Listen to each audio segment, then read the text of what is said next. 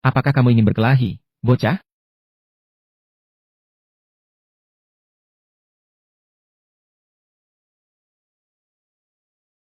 Oh tidak apa-apa, kakak. Kamu benar-benar keren. Jika transgender memiliki tingkatan, maka pria bertopeng ini pasti bisa disebut raja.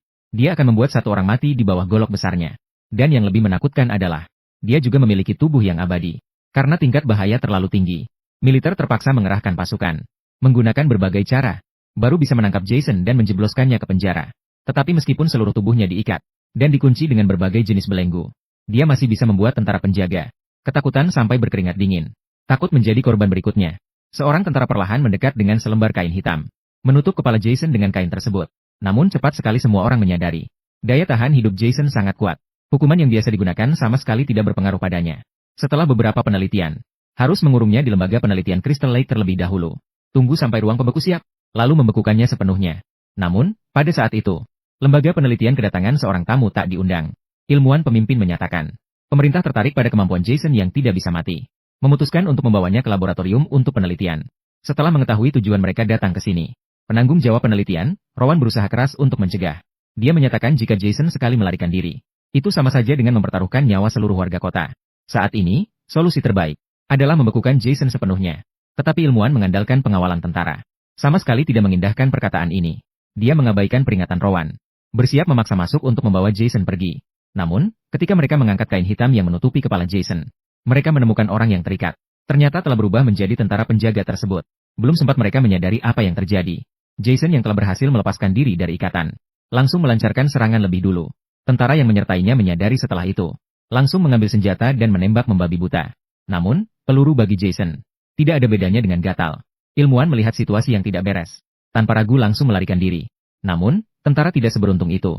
Mereka satu persatu tewas di bawah belenggu dan pipa besi Jason. Satu persatu tewas. Namun, Jason selalu merata.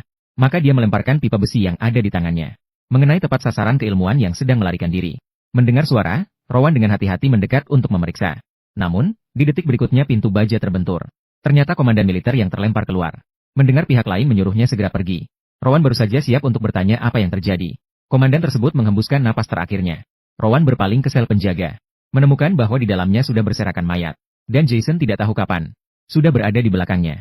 Melihat keadaan sudah berkembang sejauh ini, Rowan mengambil senjata di tanah dan langsung berlari. Dia berencana untuk membawa Jason ke ruang pembeku, mencari kesempatan untuk benar-benar membekukannya. Jason yang sudah kalap karena pembunuhan, tidak menyadari maksud Rowan. Maka dia dengan tegas mengikutinya. Setelah membuka pintu ruang pembekuan bawah tanah, Rowan segera mencari tempat untuk bersembunyi. Tunggu sampai Jason juga masuk. Dia mengambil kesempatan untuk mengangkat senjatanya. Menyerang Jason dengan tidak terduga. Karena tidak siap, ditambah dengan kekuatan senjata yang hebat. Jason terjepit masuk ke ruang pembeku. Melihat situasi tersebut, Rowan buru-buru melepaskan senjatanya. Dia segera berlari ke depan dan menutup pintu ruang. Kemudian dengan cepat menekan saklar nitrogen cair. Gas nitrogen cair bersuhu sangat rendah. Sekejap muncul dari atas ruang pembeku. Melihat rencananya berhasil, Rowan akhirnya merasa lega. Tapi dia tetap meremehkan kemampuan Jason. Saat Rowan mendekati ruang pembeku, bersiap untuk memeriksa keadaan di dalam, dia malah ditusuk oleh Jason dari balik pintu ruang setebal beberapa meter. Ditusuk tepat di bagian vital. Saat itu, sistem keamanan juga mengeluarkan peringatan. Karena terjadi kebocoran nitrogen cair bersuhu rendah. Pintu keamanan mengaktifkan perintah menutup otomatis. Rowan hanya bisa memandang kesempatan hidupnya hancur. Kebocoran nitrogen cair. Segera membekukan segala sesuatu di sini.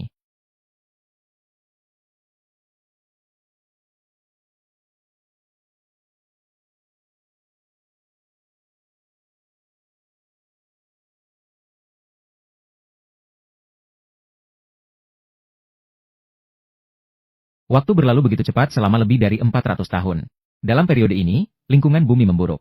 Tidak lagi cocok untuk dihuni manusia. Namun, kemajuan penelitian ilmiah menemukan perubahan yang sangat drastis. Manusia menemukan tempat lain yang cocok untuk dihuni. Dan memiliki teknologi yang memungkinkan perjalanan bebas antar planet. Teknologi yang memungkinkan perjalanan bebas. Bersama tim penjelajah kembali ke bumi. Lembaga penelitian Crystal Lake yang terlupakan selama beberapa ratus tahun juga akan melanjutkan kisah sebelumnya. Niat awal tim penjelajah adalah untuk mencari beberapa barang berharga. Namun dalam proses pencarian, mereka menemukan ruang pembeku yang masih berfungsi. Didorong oleh rasa penasaran, mereka membuka pintu ruang. Menemukan mayat Jason yang dibekukan. Melihat dia mengenakan topeng hoki di kepalanya, sambil memegang golok besar di tangan. Semua anggota tim sangat penasaran. Melalui sikap Jason, tim menyimpulkan sebelum dibekukan, dia sedang dalam pertarungan sengit. Representasi robot dalam tim. Mayat itu setidaknya berusia lebih dari 400 tahun. Penemuan ini membuat semua orang sangat teruja. Karena hanya berdasarkan kelangkaan ini, mereka berpotensi menjualnya ke museum, menukarkan untuk sejumlah uang besar. Namun pada saat itu, mereka tidak tahu betapa mengerikannya mayat di depan mereka. Selain itu, mereka juga menemukan di tanah sebelah, menemukan Rowan yang juga membeku. Robot melakukan pemindaian kehidupan. Ada situasi yang lebih mengejutkan. Dia disimpan dengan sangat baik. Tingkat pembekuan sel sekitar 25%. Disarankan menggunakan teknologi nano tingkat tinggi dan sinkronisasi reorganisasi sel. Selain luka tusuk di perut, semua fungsi organ tubuh Rowan dalam keadaan normal. Berdasarkan teknologi nanomedis yang ada, menghidupkannya sama mudahnya dengan bernafas. Penemuan tak terduga ini sangat mengejutkan anggota tim. Bagaimanapun juga, museum hidup lebih menarik daripada spesimen. Sementara itu, robot juga mengingatkan, nitrogen cair di ruang pembeku sedang bocor. Ini akan mengakibatkan tubuh Rowan membusuk lebih cepat. Jadi, ini adalah yang paling mendesak. Harus segera kembali ke pesawat. Pada saat itu, rekan satu tim berusaha untuk menghilangkan gelas yang menempel di tangan karena suhu rendah. Tidak sengaja menjatuhkan mayat Jason, yang mengakibatkan tangan kanannya dipotong oleh golok besar yang diangkat oleh Jason. Jangan berteriak, setelah disuntik akan baik-baik saja. Tidak apa-apa, tapi tanganku sudah hilang. Untungnya sudah disuntik ether tepat waktu. Ini menghentikan pendarahan luka. Mengalami sedikit masalah ini, tim juga memutuskan untuk tidak menunda lagi. Mereka mengemasi jenazah Rowan dan Jason untuk dibawa kembali ke pesawat. Ini adalah perjalanan yang penuh hasil bagi semua anggota tim. Adalah perjalanan yang penuh hasil. Namun, mereka tidak tahu bahwa ini juga akan menjadi awal dari mimpi buruk. Dua mayat baru saja naik ke pesawat, langsung dibawa ke laboratorium. Profesor juga sangat senang dengan penemuan ini. Segera mengatur tugas masing-masing. Pertama adalah anggota yang tangannya terpotong, berbaring dengan patuh di meja percobaan, memulai perjalanan pemulihannya. Kemudian adalah Jason yang telah dibekukan selama lebih dari 400 tahun. Ditemukan melalui pemindaian alat. Semua fungsi tubuhnya telah mati. Kebangkitan kembali tidak mungkin. Satu-satunya nilai adalah dijual ke museum sebagai spesimen. Namun, kondisi Rowan jauh lebih baik, mirip dengan penilaian sebelumnya. Masih ada beberapa sel tubuhnya yang hidup. Selama memanfaatkan teknologi nanoregenerasi saat ini, dapat sempurna memulihkan sel-sel yang rusak. Dengan diaktifkannya alat, banyak robot nano segera membungkus seluruh tubuh Rowan.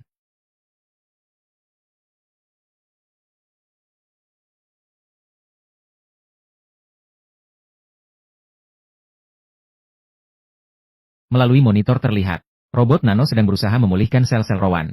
Seiring dengan suhu tubuh kembali normal, Rowan yang telah dibekukan selama lebih dari 400 tahun berhasil terbangun. Dia sangat bingung saat baru terbangun, terutama saat melihat banyak orang asing di sekelilingnya. Rowan secara spontan melakukan perlawanan, menampar profesor yang mendekat. Melihat dari kekuatan yang digunakan, Rowan telah kembali normal. Jadi profesor tidak memperhatikan rasa sakitnya. Sebaliknya, segera menghibur Rowan agar tidak tegang, mengatakan bahwa mereka telah menyelamatkannya dari bumi. Rowan perlahan menurunkan kewaspadaannya setelah mendengar.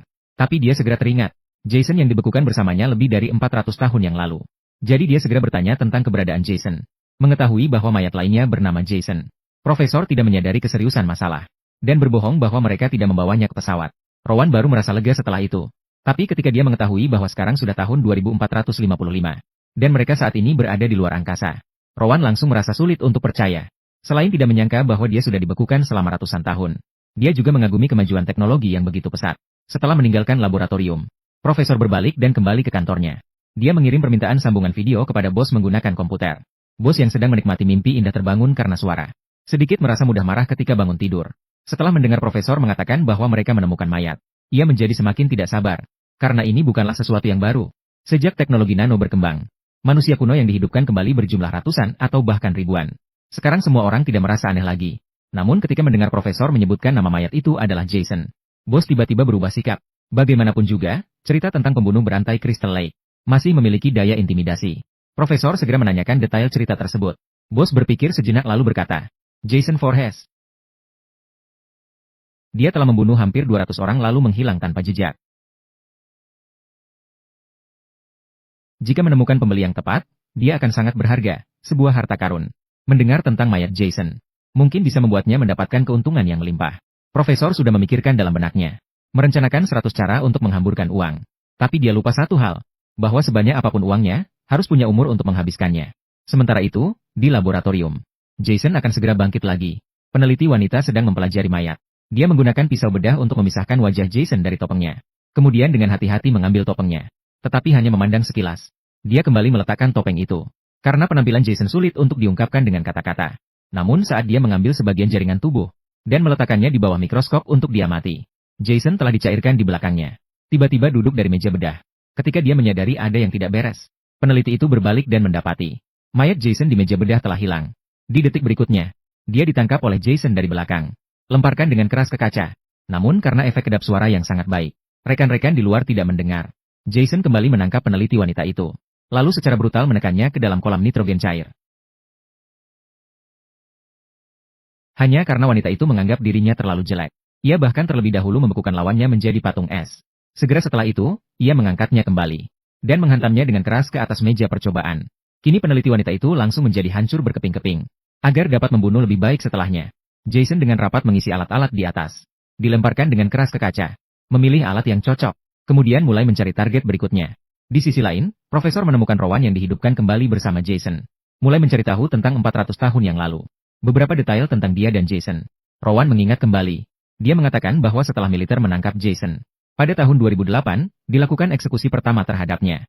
Namun hasilnya gagal. Setelah itu, dicoba semua cara, termasuk listrik, gas beracun, dan pembakaran. Namun tidak ada satupun yang berhasil. Setelah itu, akhirnya diputuskan untuk membekukannya. Pemerintah juga didorong oleh kepentingan membatalkan rencana yang sudah ditetapkan. Rowan tidak bisa tidak mengeluh. Mereka merasa monster yang tidak bisa dieksekusi itu bernilai sangat mahal. Sampai kehilangan penilaian yang tepat.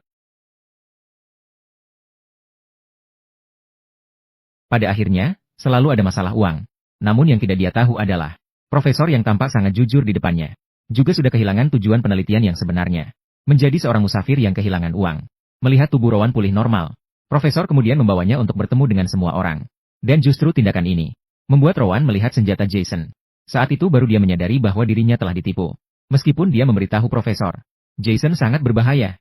Sementara itu, pihak lain tetap tidak mengindahkannya. Dan juga mengatakan telah ditemukan melalui pemeriksaan alat. Jason telah kehilangan semua tanda-tanda vital. Sudah mati total. Apakah pemindai kamu tidak bisa salah? Saya rasa kamu seharusnya segera membuangnya. Profesor, dia terlalu berbahaya. Itu bisa menjadi tindakan yang tidak bertanggung jawab dan nekat. Dia adalah barang ilmiah buatan yang berharga dan harus dijaga dengan hati-hati. Seperti dirimu sendiri. Dia adalah mesin pembunuh yang tidak bisa berhenti. Dia tidak akan mati. Percayalah, dia pasti sudah mati. Rowan yang khawatir memutuskan untuk memeriksa sendiri.